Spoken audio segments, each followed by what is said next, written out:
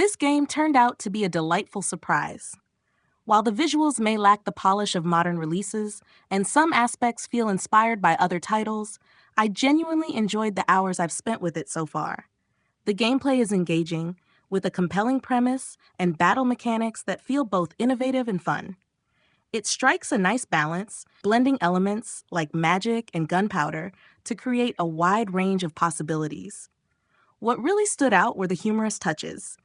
There were moments that had me laughing out loud. It's clear the developers poured a lot of effort into revitalizing this title, and honestly, they've done an excellent job. I'll admit, I initially thought they'd abandoned the project and left early access buyers in the lurch. Back then, the game showed so much promise that it was disappointing to see it stall, especially since so few developers try to innovate within the SRPG genre. After feeling burned by Crimson Tactics, I was skeptical. But thankfully, the devs regrouped, stuck with it, and delivered the game we've been waiting for. Was it worth the wait? I'd say yes.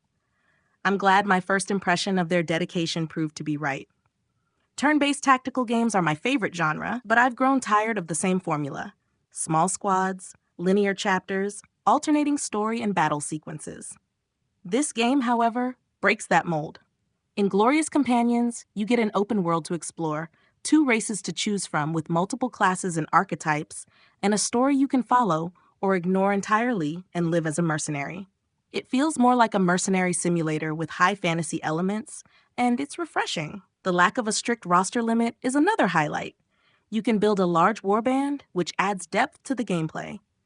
Comparing the early access version to the final release, the improvements are significant. I do hope future updates add more races, characters, and unique story-driven recruits. Maybe even some monsters or pets in a DLC. That would be fantastic. I've avoided spoilers as much as possible, but I do need to mention one mechanic: the captain system. If your captain falls, you lose the battle. That might sound intimidating, but it's manageable. Captains are sturdy enough that, with a bit of attention, you'll be fine. Overall, I highly recommend this game to fans of turn-based SRPGs. It's one of the better indie titles I've played and has just as much potential as Wartals, in my opinion.